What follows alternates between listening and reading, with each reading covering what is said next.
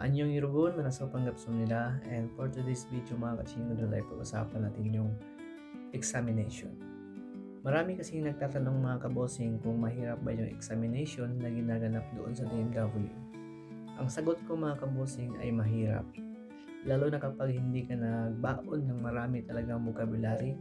Dapat marami kang baon ng vocabulary mga kabosing kasi sa vocabulary na yon hindi mo maintindihan kung ano ang punto, pero may baon kang vocabulary, ayun, ma-analyze mo kung ano yung kanyang hinahanap doon sa tanong. At higit na sa lahat mga kabosing, dapat kang may alam na mga keywords din.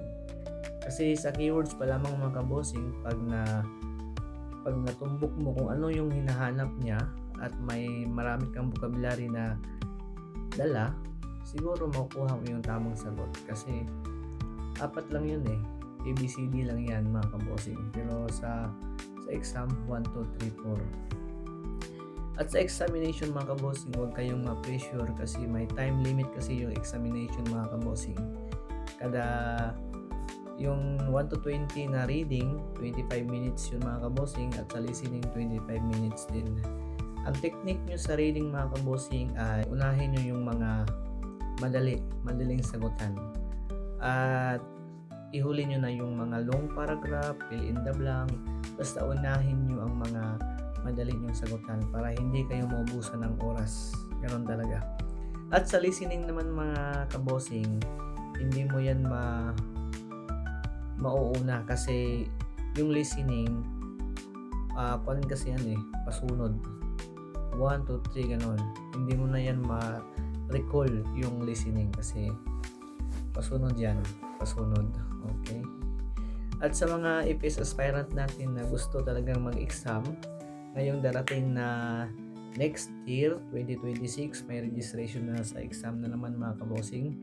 Maghanda lang kayo palagi mga kabosing kasi hindi natin alam yung exam ay kusay ang darating. Dapat be ready talaga kayo always kasi yung examination kasi kusay ang darating. Hindi mo malaman kung kailan kusay ang mag-announce ang HRDK Korea na may examination ng mga ganap. At saka be ready lang talaga always mga kabosing kasi malay nyo maraming quota na naman ang kanilang i-open para doon sa examination sa registration. Kaya good luck pa rin sa atin mga kabosing Dapat kayong mag-aral ng mabuti, magbaon ng maraming vocabulary para sa paghanda ng examination. Kasi hindi madali ang examination mga kabosing.